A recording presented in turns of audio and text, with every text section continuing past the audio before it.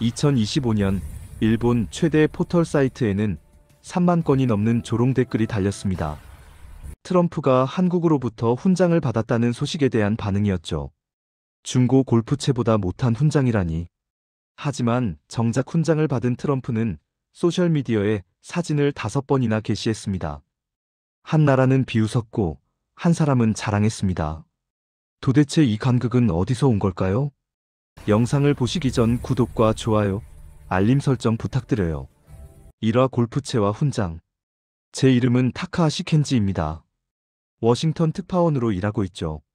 그날 저녁 일본인 바에서 선배가 스마트폰을 들이밀며 웃음을 터뜨렸습니다. 켄지, 한국이 트럼프한테 훈장 줬대. 아베 총리님은 골프채 줬는데 말이야.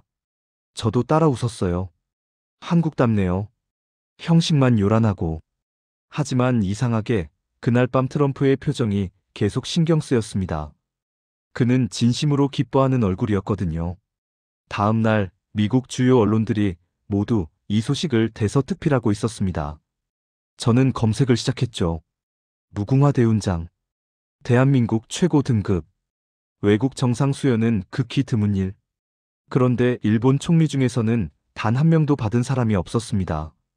잠깐, 이게 단순한 훈장이 아니라는 건가? 며칠 뒤 백악관에서 미국인 동료를 만났습니다. 켄지, 그 골프채 말이야. 중고였다는 거 알아? 거의 안 쓴 새 제품에 가까웠대. 저는 말문이 막혔습니다. 외교 선물은 가격이 아니라 의미가 중요한 거야. 한국은 그걸 아는 것 같던데. 그날 저녁 저는 결심했습니다. 직접 확인해 보자고. 국장님, 한국 취재 좀 가고 싶습니다. 이화 중고 퍼터의 그림자. 인천공항에 도착한 건 늦은 밤이었습니다. 서울의 야경은 생각보다 화려했어요. 호텔에서 저는 2019년 기사들을 다시 찾아봤습니다. 아베 총리의 골프채 선물. 당시 일본은 얼마나 자랑스러워했는지 기억합니다. 하지만 미국 골프 매거진 기사는 달랐습니다. 사용 흔적 거의 없는 새 제품 수준. 이틀째, 외교부 의전실 관계자를 만났습니다. 무궁화 대훈장은 제작에 석 달이 걸립니다. 순금 200g 모두 수작업이죠. 왜 그렇게 오래 걸리나요? 마음을 전하는 거니까요. 시간과 정성을 들이는 게 당연하죠. 관계자는 훈장 케이스 사진을 보여줬습니다. 전통 한지와 자개 장식. 케이스만 한 달이 걸린다고 했어요. 석 달 동안 제작한 훈장과 거의 사용하지 않은 중고 퍼터. 부끄러움이 밀려왔습니다. 로비에는 역대 수상자 사진들이 걸려 있었어요. 영국 여왕, 프랑스 대통령, 독일 총리. 하지만 일본 총리는 없었습니다. 저는 검색했습니다. 한국은 무궁화 대훈장을 신중하게 수여한다는 걸 알았죠. 정말 자격이 있는 사람에게만. 그날 밤 트럼프의 풀영상을 봤습니다. 디스 이즈 뷰터펄. 릴리 뷰터펄. 진심이었어요. 그는 골프채 사진은 한 번만 올렸지만 훈장 사진은 5번이나 올렸습니다.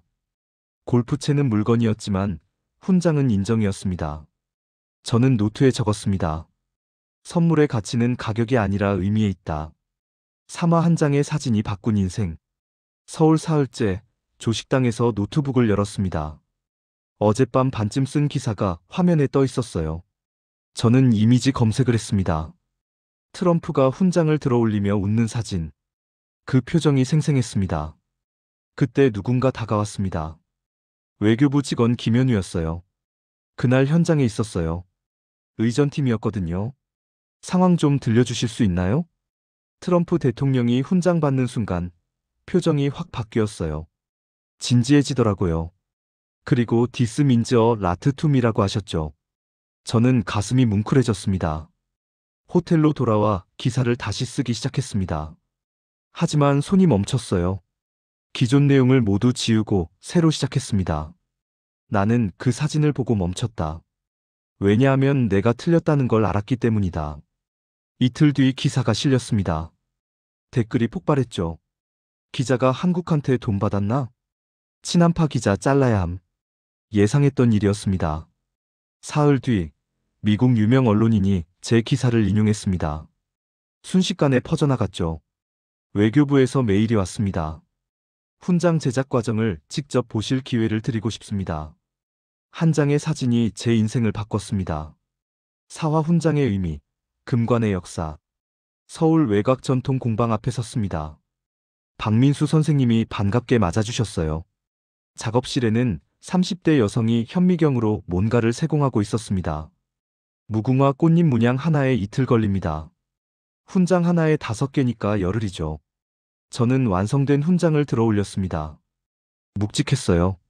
순금 200g입니다. 제작비도 만만치 않죠. 석 달이나 걸리는 이유가 뭔가요? 정성 때문입니다. 이건 대한민국의 감사를 담는 그릇이거든요. 선생님은 말을 이었습니다. 트럼프 대통령 훈장 만들 때 우리는 그분을 공부했어요. 화려한 걸 좋아하신다는 걸 알고 광택을 더 냈죠. 그런 것까지 신경 쓰시나요? 디테일이 중요하니까요. 역대 수상자 사진 벽면에는 영국 여왕, 프랑스 대통령, 독일 총리가 있었습니다. 일본 총리는 없네요.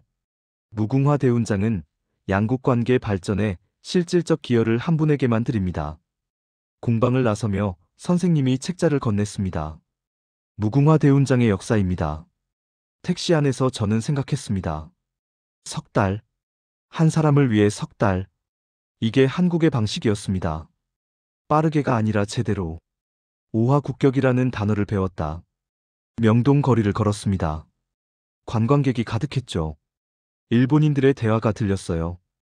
여기 진짜 깨끗하다. 사람들이 친절한 것 같아. 하지만 일본 온라인에는 여전히 조롱이 넘쳤습니다. 왜 이런 괴리가 생길까요? 저는 김현우에게 연락했습니다. 국격이 뭔가요? 쉽게 말하면 나라의 품격이죠. 국력은 힘이고 국격은 품격이니까요. 예를 들면요. 코로나 때 한국이 마스크 지원했잖아요. 근데 자랑하지 않았어요. 조용히 보냈죠. 그게 국격이에요. 일본은 어떻게 보나요? 현우는 조심스럽게 말했습니다. 일본은 국력은 높은데 국격은 과거사 문제를 대하는 태도 때문이에요. 다음 날 서울대 교수님을 만났습니다. 한국은 50년 전 최빈국이었어요. 그때는 국격을 고민할 여유가 없었죠. 지금은 질문합니다. 우리는 어떤 나라로 보이고 싶은가? 답은 뭔가요? 품격 있는 나라. 힘이 아니라 문화와 가치로 존경받는 나라요. 그날 저녁 일기를 썼습니다. 한국은 힘이 아니라 품격으로 외교한다.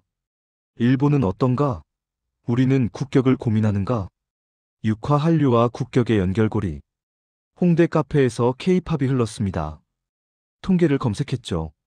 한국 문화 콘텐츠 수출액 13조 원. K-팝 글로벌 팬 1억 명. 한 여학생이 다가왔습니다. 타카하시 기자님이세요? 기사 다 읽었어요. 그녀는 저를 친구들에게 데려갔습니다. 왜 한국에 관심 가지셨어요? 처음엔 비판하려고 왔어요. 근데 생각이 바뀌었죠.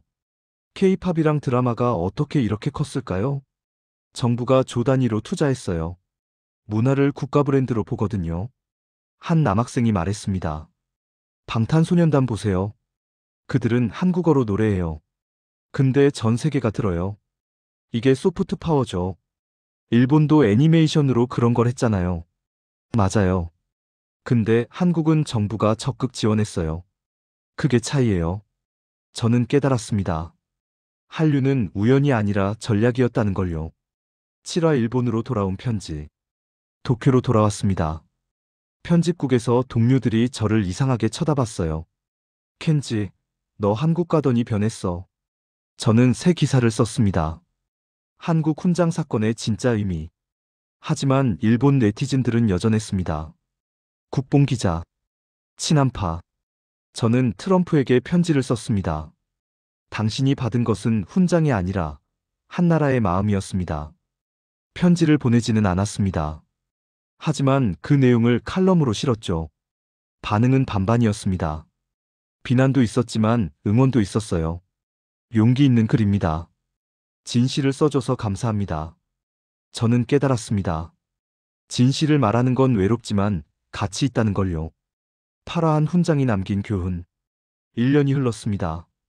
저는 다시 서울에 있었습니다. 이번엔 명예 시민증을 받기 위해서였어요. 시청 무대에 섰습니다. 시장님이 증서를 건네주셨죠. 타카하시 기자님, 한일 2에 증진에 기여하셨습니다. 저는 마이크 앞에 섰습니다. 1년 전 저는 한국을 비웃었습니다. 골프채보다 못한 훈장이라고요. 하지만 제가 틀렸습니다. 청중이 조용해졌습니다. 한국은 형식이 아니라 진심으로 예우하는 나라였습니다. 석 달간 한 사람을 위해 훈장을 만들고 국회 동의를 거쳐 수여하고 그 의미를 소중히 여기는 나라였죠. 저는 계속 말했습니다. 저는 이제 압니다.